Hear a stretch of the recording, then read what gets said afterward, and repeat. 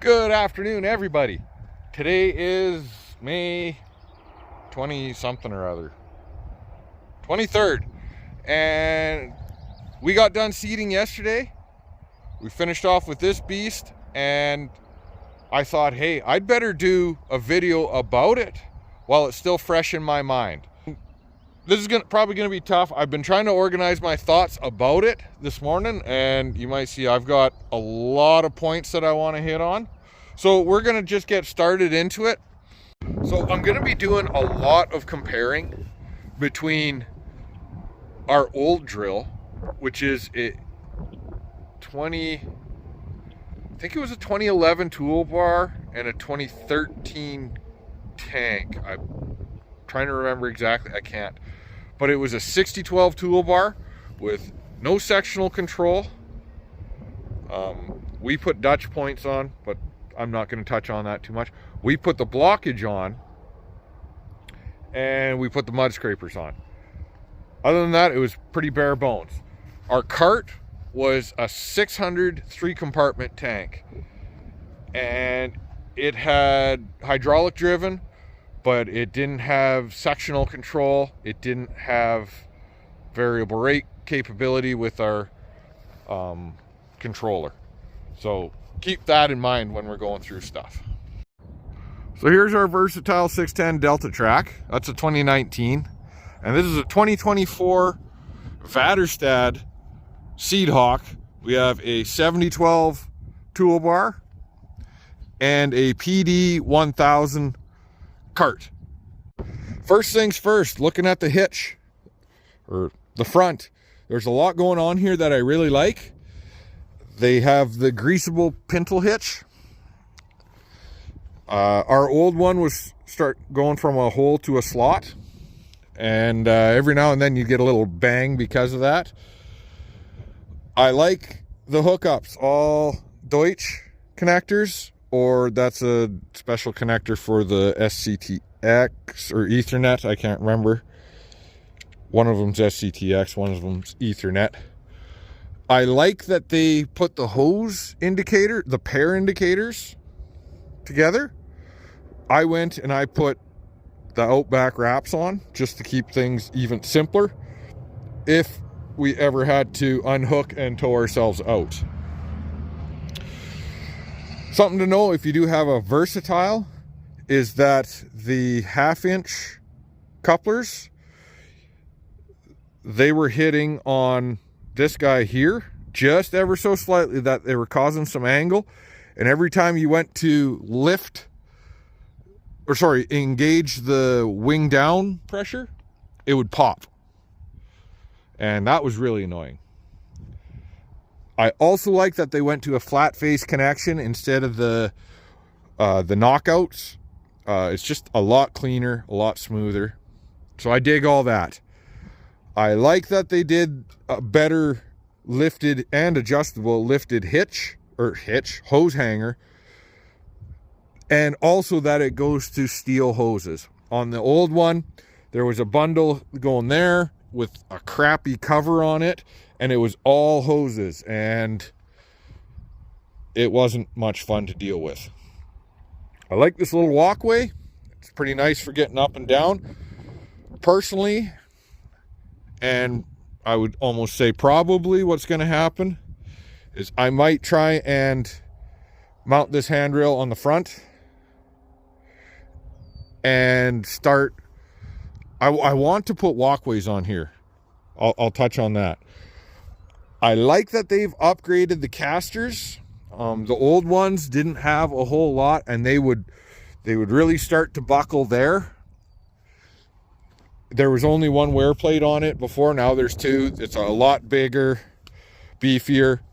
I like that they went to walking casters just because it works a little better.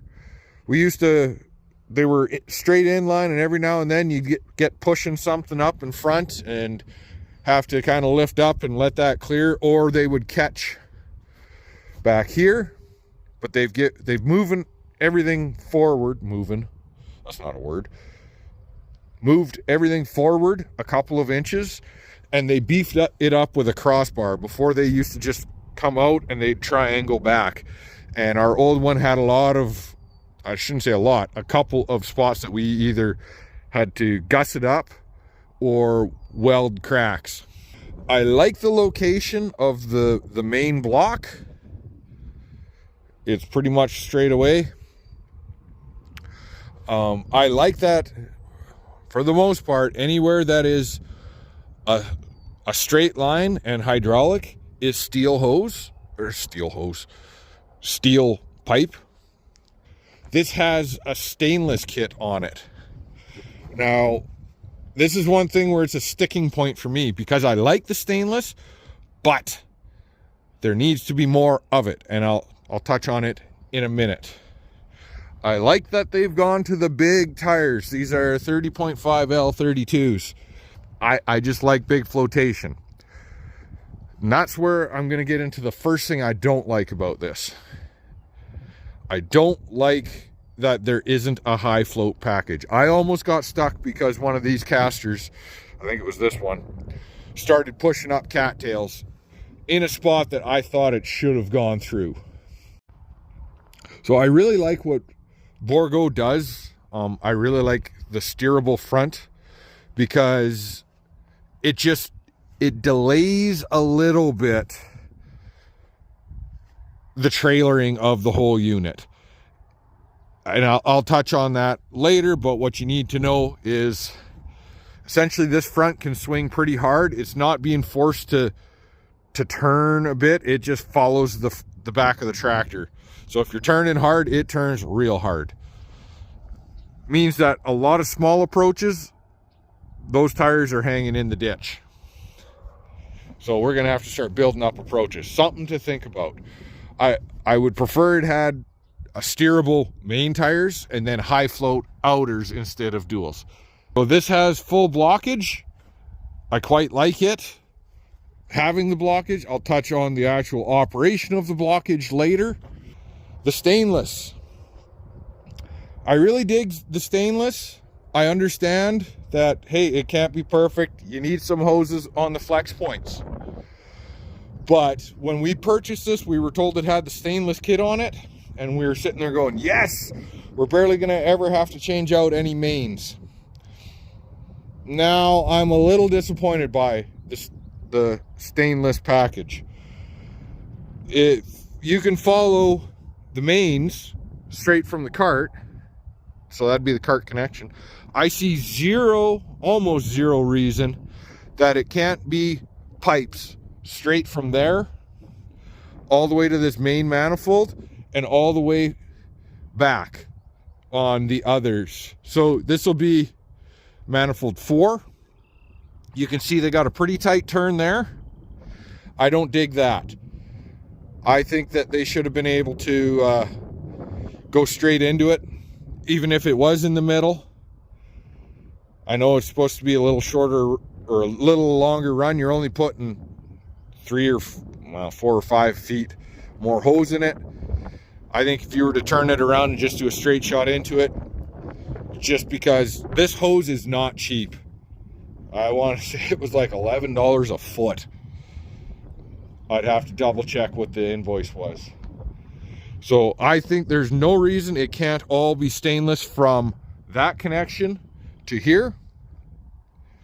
And we probably will do that in the future. As hoses wear out, we'll get to the point where we might have to bend some ourselves to make it work. I don't know. But I really wish it was full stainless there, all the way to the middle there. I like the routing, but like this little bit where you're starting to get the hard turns, I wish that the turn itself was still stainless, and then a little chunk of hose for the flex for the adjustment. Again, you go up here and you can see they switch back to hose for, an 8-foot run or whatever, and they take the turn. I wish that was, again, up there.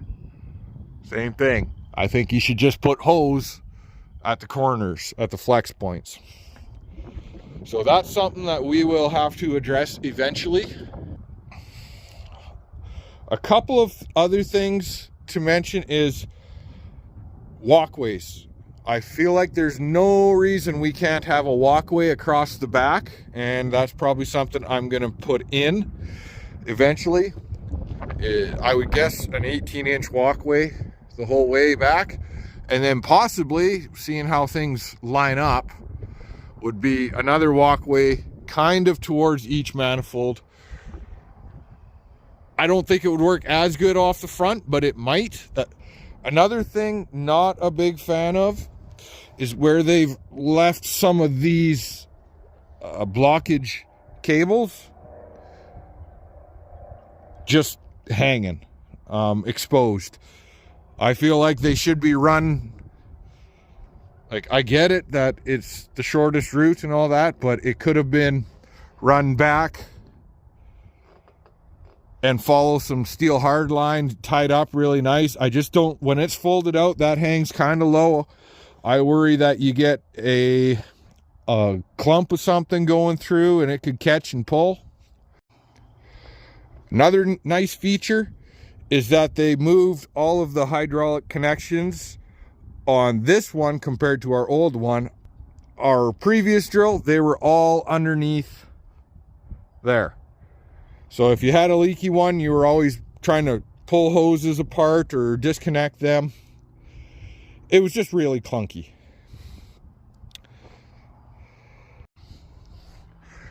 And the final two things I'm not the biggest fan of, but at the same time I don't hate it, is the depth adjustment. They haven't really done anything with their depth adjustment in over a decade. It's pretty much identical. It is nice. It's a simple system, but it is, if you ever want to change your depth, it is a lot of climbing around. Even two guys, you set them all down, you pull the pin, you put your 3/4 on it, you turn it to whatever setting you want, A, B, C, D, E, and then you put your pin back in. It's beautiful, it's simple, it's just a lot of climbing around. Also, I don't like that it's A, B, C, D, E.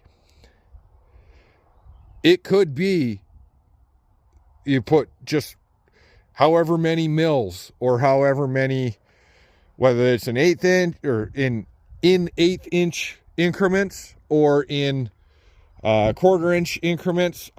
Now, I do understand that maybe you do put different points on and that changes. That's something that you have to know when you change your points away from stock or OEM. Okay, on to the cart. She's a big one. I know she's not the biggest one out there. I know Borgo makes bigger. But damn, I like this cart. Don't get me wrong, she's not perfect. There's a few things I don't like about it, and I will address it. But let's go for a quick wander through, and I'll do the same thing as before. So starting at the hitch, same thing, greasable. I like greasable. Moving back, we got the upgraded bullhorn kit.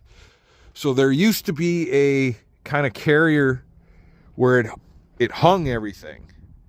And what would happen is you'd steer one way and it would go flop the opposite kind of thing, and then it would get hung up somewhere and then pull and crush hoses and make a mess. I like this upgrade that they did. I'm not convinced that there couldn't be a way that a lot of this could be stainless and straight, but I haven't studied it enough in action to know for sure. And it's just that there's a lot of hose there. Those are long hoses. When we have to replace them, I would rather do short sections. And again, until I pay attention to how things are turning and whatnot, I would love it to be just a stack of pipe, probably to about here, and then all your flexing in there. I'm sure it could be done, and it probably will be eventually done. The stairs. I am kind of mixed on the stairs for a couple of reasons. Number one, and I think we parked it in just the perfect spot to show this with the perfect, is you got to remember to either be straight, so like you can see the tires are a bit turned. Got to be pulling in straight or slightly off to the right, or a lot off to the right. Because right now, you can see it binds. That's no bueno. It will crush the stairs if you leave them down. However, and on the new ones, on the 24s, I believe, possibly even on the 23s, they added a speed sensor to here that will, if you forget, and the gas shocks are good, you hear that click? It releases the stairs. So the idea is it should prevent them from getting twisted up. I just don't necessarily trust it 100%. I love the rubber. It seems, you know, there's a lot of weight here. I haven't done the exact math. Maybe I will. But fully loaded, you do see the tires squat a little bit. We actually inflated a little higher than what they recommend. I think they're calling for 15. I think ours are 22, if I remember right, just because the fronts were really squatted out. The duals are great. There's enough gap in there that I haven't seen that. We've gone through some wet stuff, and I haven't seen them ball up. I'm sure they will, but it's pretty good. As far as the capacity of the cart, they call it 1,000 bushel. I doubt it is. I would guess, just like everything else, they go based off of cubic feet and then calculate it back, and it never seems like you get as much as advertised. I do like that there's 4 compartments. Would I like a 5th? Probably. And I'm guessing that is the future. I love the scales. However, I feel like this one isn't tank 1. It's not necessarily sensitive enough for canola. I like that they left access points to replace load cells. And, oh yeah, lights. There's a lot of lights on this thing. Lights in the tank and lights for the field. 4 corners, on the conveyor, in the tanks, and underneath, or on top of the meters underneath the tanks.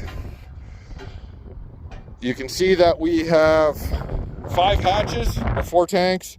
The big tank, which is 480 bushel, has 2 hatches. The small tank for canola has 1 and a different latch style. I'm not really sure why it is a different latch style, because I feel like the same as the back will be just fine at the front. Don't know. This is a 300, this is a 160, and I believe they call it a 60 now, or an 80 is the front compartment. So this thing trailers surprisingly nice in the field, quite tight. There are times where you think that the outer wing wheels are going to back up and hit the duals, and they never do. Something to mention though is that I find it really disappointing. There's a lot of force going on in this pinion there. That needs to be greasable. I've seen a lot of the older carts where that starts getting tilted in because it starts to wear. There's a guy not far away, he machines them and puts bushings in and makes it greasable. And so we will be doing that at some point. This is the main electrical connection. They did something very clever in my mind where they put an alternator on instead of running off of tractor power.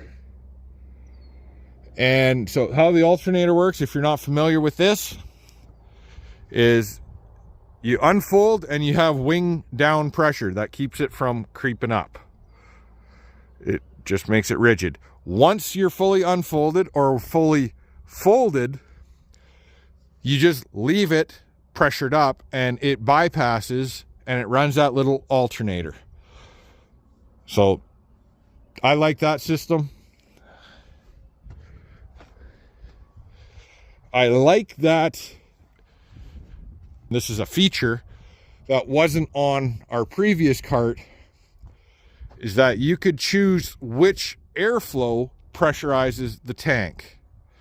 So in this case, we were running canola in the front and fertilizer in the back 3 compartments. So you'll see flow to the seed, flow to the fertilizer, and that prevents any pressure differential across the meters, and you get more accurate metering. One thing I quite like is the stream selection and the meters. As I mentioned, there's a light there so that you can service anything or service your meters at night. I really like how serviceable the meters are now. It doesn't take much, just a part turn, and you can wiggle them out. They're probably a little tight. They've been in there a while. And, oh, I shouldn't have done that. There's probably still residual canola in there. So in order to change it out a meter or a meter motor, they're very simple. All you have to do is turn, pull. As you can see, there's still a little bit of product in there because we haven't cleaned it off yet. And you can change out each individual meter.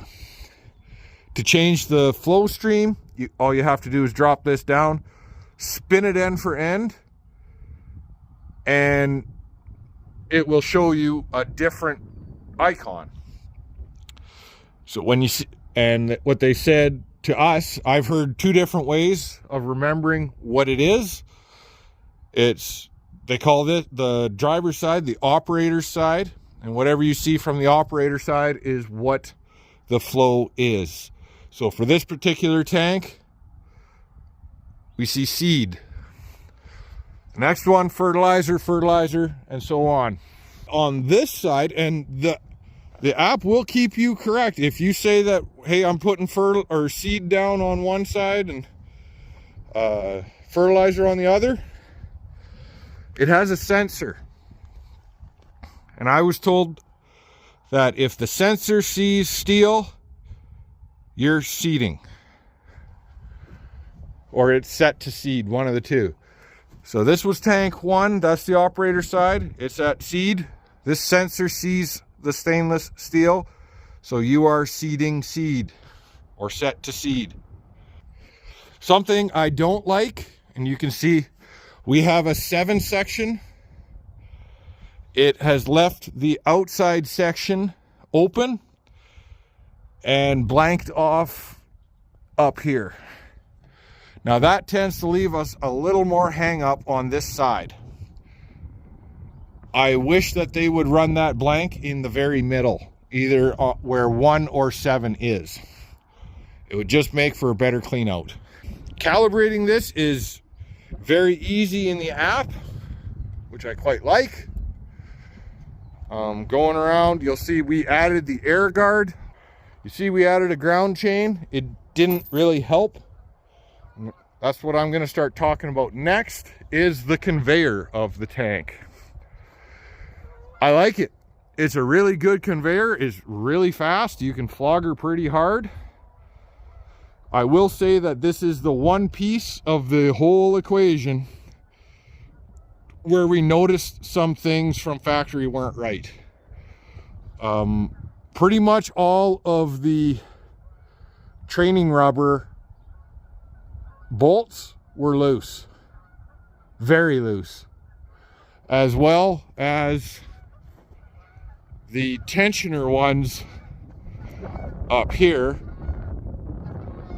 There's a tensioner guide. They were loose. They were that much. And that was early on. Like one of our first fills, we started hearing this ting, ting, ting, ting noise. Other than that, really good. The remote, I really like to run this. However, I really don't like that they have, these are your solenoid overrides, and it would be extremely difficult to run it if you ever had a remote failure. They really need to bring back the levers and mount them somewhere, easy access, so that in a pinch, you could keep going.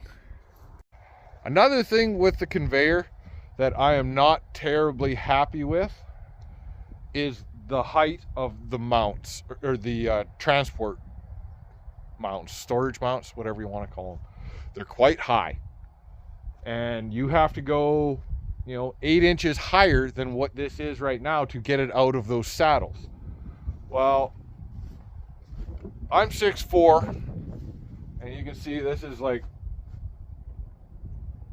right at my temple. So this handle's 6 foot something off the ground.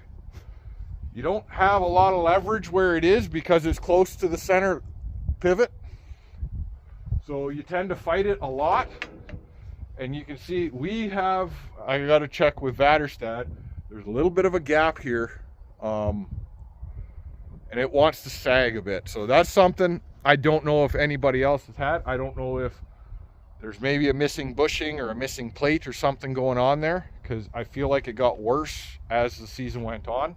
Luckily, it's still under warranty, so shouldn't have to worry about anything.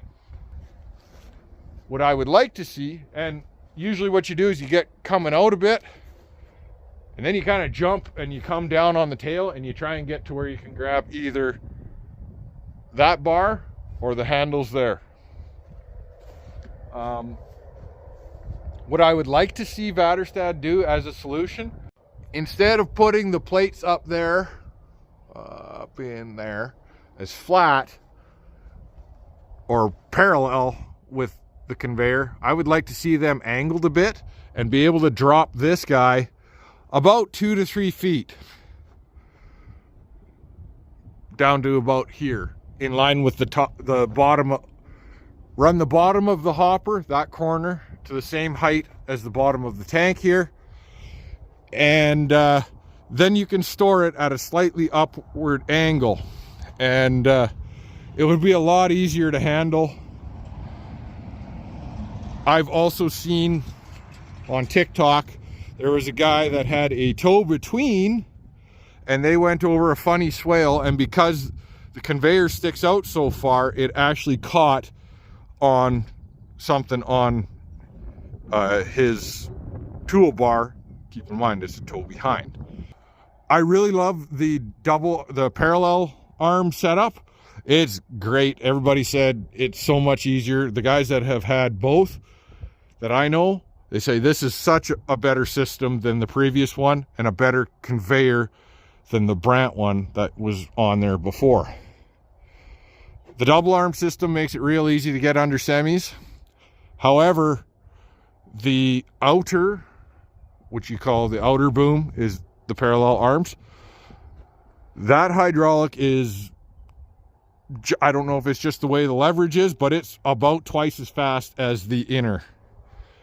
And so, yeah, it definitely, if you're hit the wrong button and you're not ready, it'll send you for a bit of a ride. Another thing, and this sounds like it was a new this last couple of years problem, this conveyor makes a lot of static when it's dry, especially when you're really flogging on it. And what happens is you'll go to touch the handle, and you can press and hold the handle as long as you're not touching the tank. And when you're touching the tank and the handle, well, that's flogging, you get a wicked shock. It's static electricity, I know, but it's a pretty vicious one. It'll spook you. It's comedic when it's not you. Another feature I'm not a big fan of, I like the spout.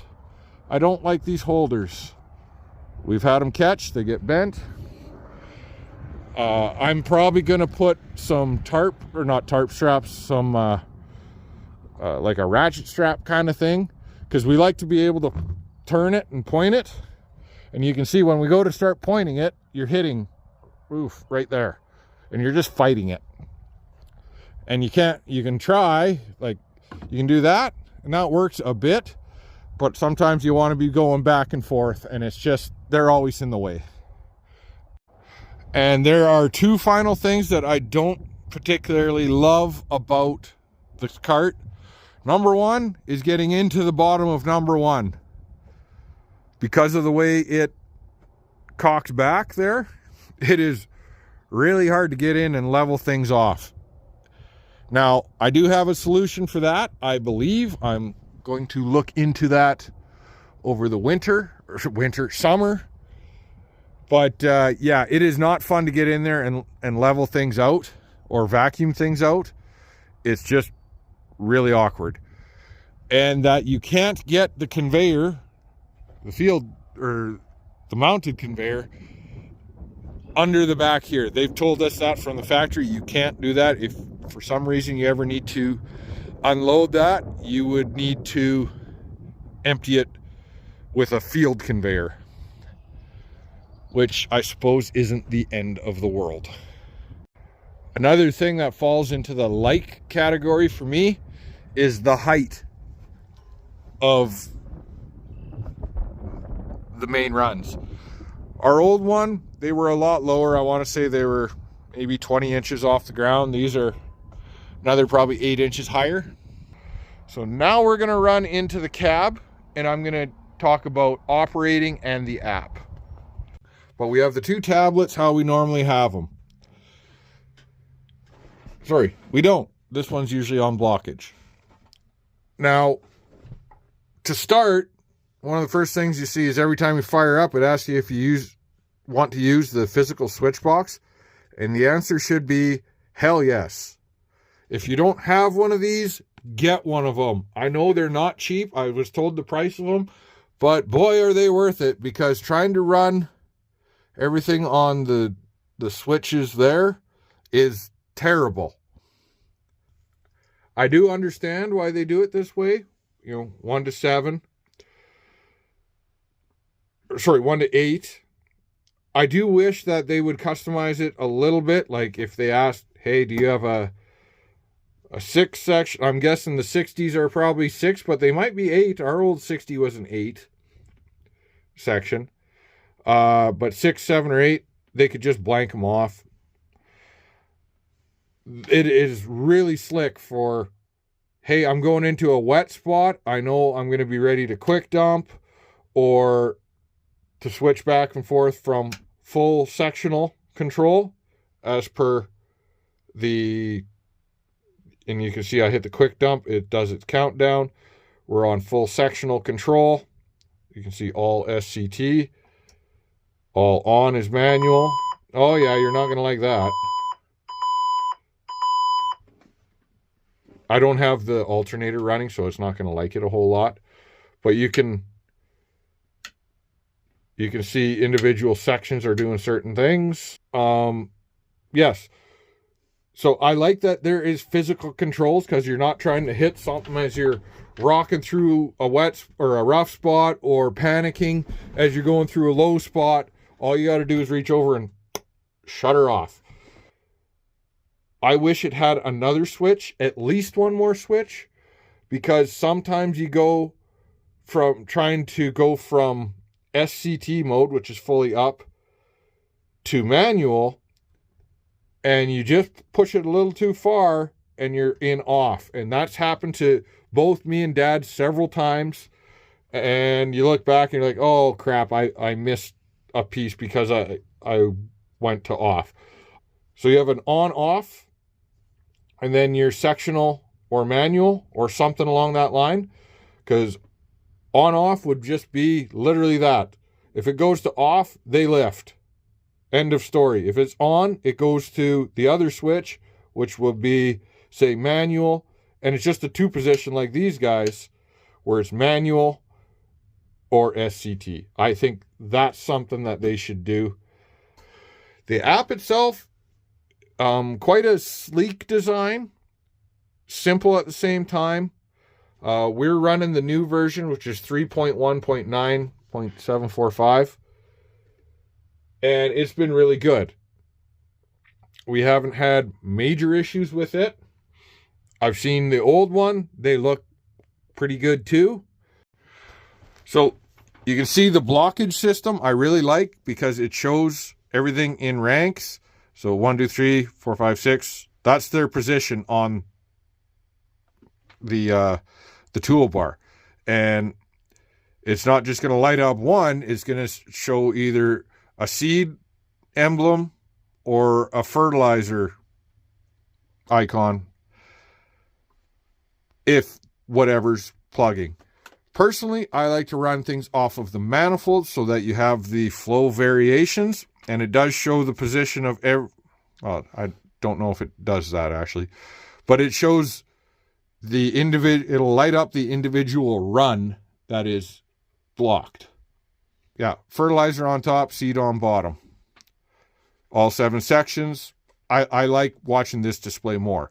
I do wish it had the mass flow. This is one thing that I will critique, is that I liked the Intelligent Ag a lot better. I do like this layout better, but they had the mass flow on both, and that would just give you an idea of just, it was a really useful number to, I know it was a made up, but it was like the total noise.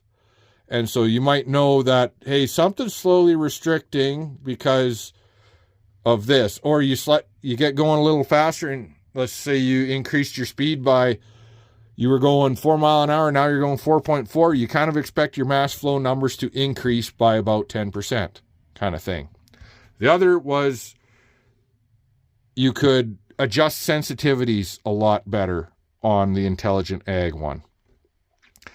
I also wish that you didn't have to go into the settings. One thing to know is I don't like where certain blockage where settings are. I think that if you're in this tab or whatever tab, you should be able to just hit the settings wherever that is and go to your blockage settings, not going to the settings and then going, oh yeah, it's blockage. Now, it has normal, low, and very low, but you can't save a profile. So like if I was to go from seeding wheat to durum, maybe like my noise level is going to be a little bit different because we seed durum at 132 pounds and the wheat is at 120 pounds. Like it'd be really nice to have a wheat, a barley, like if you could save physical, or not physical, but save profile settings or save settings as a profile. Rather than just having to set it up every time, it would be really nice that you could go into your blockage and maybe there'd be a drop-down menu somewhere at the bottom, select your product, and it pulls that up. That would be really sweet. A few things I quite like about it is the way it sets up the jobs for you and stores the jobs, so it can go select, and Dad might have closed it, so I don't know if I can go back into a job. Yeah. But you can see this was the last field that we did. I can't go back into it once it's been closed, but we'll create a new job name, and we'll just call it test. Field. I haven't picked a field, but it stores them. And I'm going to go create new field or manage field. We're going to create new, and I'm going to call it test. That's not the right letter. Test. And we haven't done this. We tried it a couple times. We were still getting it figured out, but you can create a false headland. So what we do is you do the outside, that'll map your boundary, and then that creates 130 feet of headland. Now, why is it 130 feet? Well, it knows to drill 70, so it wants to give itself 10 feet inside of that headland for you to shut things off and have a little bit of overlap so that you can sow inside the headland and then go back and finish your second lap and give it a great field finish. You can adjust that size to whatever you want. We were finding in certain places where you had awkward corners, 2 headlands wasn't enough, 3's better. You can add notes, say muddy or whatever, add product, and it brings up whatever product. Now it's going to know that that sensor that bin 1 is set for seed, 2, 3, and 4 are fertilizers. So if I select a product, oopsie, remove from job, I'll go back, add product. If I select let's go to a fertilizer, it's going to immediately go to bin 2, 3, or 4 because that's my orientation right now. Now, something I wish you could do is to copy a product and edit it, because we've had times where it's like, oh, we're switching canola from maybe a B size to a C size, and we don't want to do another calibration because we had the C size of the other one. You can import prescriptions if you have them. I only did one that was variable rate, so that's not going to work. Bin pairing, well, there is no pairing on bin 1 because that's on its own. It's just canola. But if we go into the bin pairing where we have multiple products, it's really simple that you can just kind of uncheck, and I want 4 to go first, then 3, then 2, or you can combine them so they all run out in the right ratios so that they run out simultaneously. And once you've done your thing, you just start your job. Now, recording a boundary. That's been fairly good, but we have had a couple times where there was an issue. One thing I don't like is that by default, when you start a job, they're turned off. You have to enable them. I don't like that. It shows some information, but not a whole lot of information. I do like that you can toggle individual motors to test it. You can speed up the unfold. We don't speed it up very often, except for maybe first thing in the morning when the hydraulics are cool. But you can turn on and off your lights from here. So I do like that it shows you your total weight. I wish it showed individual tanks and which one was active. Like, it'd be really nice if you go to your fertilizer and it shows, like, you go into it, it would say tanks 1, tank 2, tank 3. And the weights of each, the status of it, as in, are they chained or are they synced? The ability to override the scales. If you want to sew that right out, just say override 1 or the tank 1 or 2 or whatever, and at what rate, and it can just trickle in to make sure you're completely empty. I would love that. And to see the actual poundage in each tank and the active tank. It's easy to adjust your rate, which is great. Fit to field is great, except I do wish that it would allow you to run it empty. Like I said, it tends to want to stop a little bit. Like, the fit to field normally is good if you just wanted to stretch it out, but it's like when you go to a clean out, like say I want to completely run out, something like that would be really slick. Anyways, what you see: fertilizer fan speed, seed fan speed, and packing pressure. And that's really all the information it gives you, and I wish it would give you more. One of the biggest things, I wish it had more settings. Like, you can go and see your application rate. I guess that's what it's... I haven't done any yet. But you don't know exactly the poundage. Like, say you want to adjust there's no scale for you to adjust. I wish it had in this app would be just a general information or system data or whatever tab. Because, like I said, it shows you the unseeded acres, but not seeded acres. Or the total field area. Or, here's another good one, is, well, I mentioned the active tanks in each, pounds in each tank. But, like, in order to see the actual pounds in each tank, you need to go to your settings, and then configure bins. And then then you see what's in each bin, and you're like, well, I just want to see it all at once. Or say I would really like to know what the meters are going at. That's another one. Tank 1, meters 1 to 7. Because say I did a canola calibration and I put a mini bulk in, which should get you 200 acres. Let's say I seeded it out and I got 180 acres. So I know I'm roughly 10% heavy. Well, I knew last time all my meters were running, I'm just going to throw an easy number out, say 50 RPM. And okay, I made an adjustment. I don't know, I can't really compare anything until I've ran most of that out. I can go off the scales, but I don't completely believe the accuracy of the scales, in particular on tank 1 when you've only got a little bit of product in.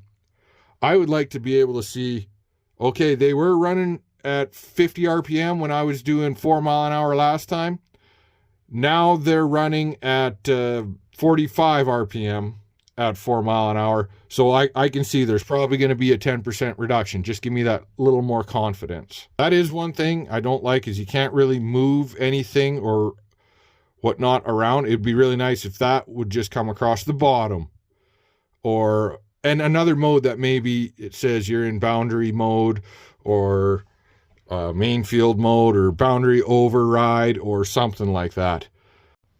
Another thing that's really good that I like is the SCTX.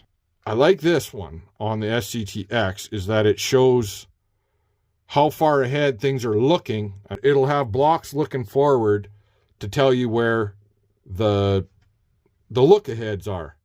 But what would be really nice, or if you'd rather, and that's when I like to go off of when the shanks are going to engage, but you can go off of when the air cart is going to engage. Now, it's not going to show any difference here. I do like the turn compensation that is from SCTX. I believe it causes less blockage because you're not flogging, you're not over applying and on your inside, and you're not under applying on your outside. It changes the motor speed to modulate that, which is really nice. The other thing with SCTX is a little more accuracy. So we had a lot less misses. Sometimes you had to manually override for a 2-foot miss before, and now it will pick them up. I do like that it has the alarm log, which is great. And as far as being in the job, it's pretty good, except some of the numbers that come up, it's really hard to get a really good feeling of what's going on. Unfortunately, I should have told Dad to leave a job open, but he's too good at closing them. So if you were to pause the job, or even just go to the job when you're in it, or there's another thing, you pause the job, you go back, and it turns them off. I don't like that. But in the job, you might see that it's got 2 bars on the go. It's got your field coverage and then another one, and it will say, yeah, your obstacles, you're seeded, you're unseeded, but it'll also say like over applied and under applied, and you don't know what those thresholds are. Is it 10% over? Is it 50% over? Is it 100% over? That's one thing I would really like to be able to see is, is it light because it got started late? Or is it because it got missed? Or what? Is it double seeded? Or is it just 110% instead of 100%? We've had a couple issues with the boundaries. And one thing I particularly wish is that maybe on the job setup, you could assign multiple boundaries. Another big one, and I'm sure you can see all the glare that's on that, is I wish they had a day and a night mode. So typically our solution for it during the day, classic invert, or was it smart invert? Yes, it inverts things, but at the same time, your colors are different. And so when you're trying to explain things, it doesn't come across right. or you're trying to understand what's heavy, what's not. All I'm saying is I think they should develop the option, and, hey, that could be down in this corner, just days like a sun and slash and a moon. I wish it could be turned into portrait mode. I would prefer that a lot better. I would also prefer it didn't have to be iPad. I like Androids better. Another thing that I've been really pleased with is this hub. Now, I'm not supposed to talk a ton on it, but it's good. This is a prototype, and it has both of my iPads hardwired into the gateway. It's a direct connection. It works really well. We were having some disconnect issues. We had a few spots that were just really strange. It's really nice to be hardwired. And then if you need, you just unplug it and give it 10 seconds or 5 seconds, and it'll reconnect. It might not connect very good right now because the system voltage is down. And that's another thing that's nice is as soon as that got disconnected, that became the control device. It's usually quicker than that. It's between 5 to 10 seconds. In fact, it happened a couple times and I didn't even notice it because I was looking at something. But when that happens and this comes back on and you're not aware, it's user device, which sucks because this will no longer work. Because the Bluetooth is paired to this one, but as the user, you can't control functions. It's got to be the control device. Now, I don't think that this can be paired to both at once. We haven't tried it. Maybe we should. I'm going to talk to Vaderstad about that before I start trying to confuse myself. So overall, I'm going to give this drill a really high score. I really want to give it higher than a 9 out of 10, but I'm sticking with a 9 out of 10. I'm real hard to get that last 10%. There's a few features that other guys have that I like. I've talked on them. There's a few features that just aren't here. And then there's a few features I might not like. And again, operationally, there's a few things that could be better. One of the biggest things I think is the app itself, and I like the direction it's going. I mentioned the customizable display. I would like to kind of be able to move stuff around, and the day and night mode, and turn it on its side. I would love to see a landscape mode. I just like that better. If the iPads have data, it would be really nice to remotely log in and see what's going on. Maybe Dad's called. He goes, something's being funny here. I can't, I'm trying to tell you this and whatnot, versus I can just go and I go, okay, well, show me this screen, show me that screen. I would love to see, or even just if I'm going to be creeping on him, I'm running around in the sprayer and I go, oh yeah, Christ, he's still got 100 acres before he needs to fill. I've got a couple good hours of spraying before. So something like that. Obviously a direction I see them going is bigger, being that Borgo has the big old 1350 tank, and I thought I heard they were coming out with a bigger one yet. Well, clearly Seedhawk's got to keep up. I see in the future a 1250 and then, probably eventually a 1500. Isobus. I foresee them getting Isobus compatible. A lot of tractors, it'd be really nice to take a screen out. Just that simple. Now, here is something I hadn't thought about. I had thought about in a way, but not nearly as seriously. So we had the solar flares going on this year. A really bad solar storm made for beautiful, beautiful northern lights around here. I haven't seen them that good in ages. That wreaked havoc on these guys. Now, the GPS wasn't steering the straightest. It was kind of in and out. Sectional control wasn't working great. It would be great to have the ability to keep going in the event of a GPS failure. Now, I am kind of saying I want to be able to throw back and run this thing manually, is what I'm saying. Now, my proposal on how to do that would be having a non-GPS solution option. What is that? Well, for me, that's saying that I would love to have a ground radar on the center. I understand that, hey, my turn compensation is not going to be the best. My sectional control probably isn't going to work. But if something catastrophic was to happen, I could still just go bare bones and just run it manual and off. And if I needed to shut off individual sections because I got a nice strip down the field and I'm only chasing 20 or 30 foot section, I can still run that. So that is my solution. I think these need, and I think it could be kind of right below the center bar on the back, is a ground radar. It's tank vibrators. And I'm going to try this myself this summer. And I want to show you what I'm going to try and do.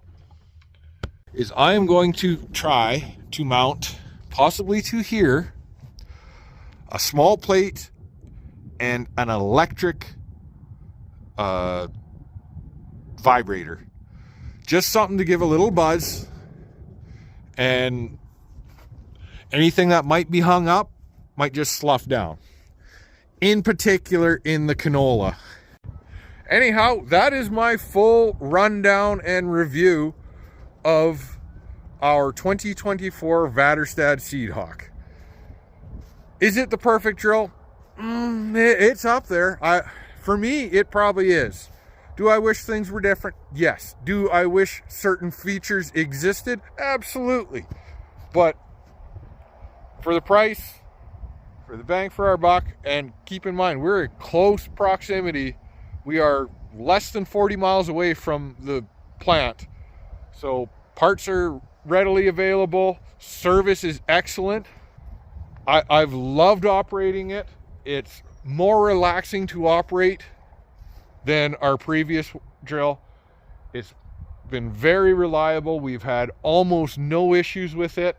So if you'd like to see more about this drill, this cart, and us operating it, maybe some features, maybe how we did some things, you can go into my channel, scroll through the videos, and while you're at it, give me a like, hopefully a subscribe, and shout me out with any questions. I do my best to answer everything.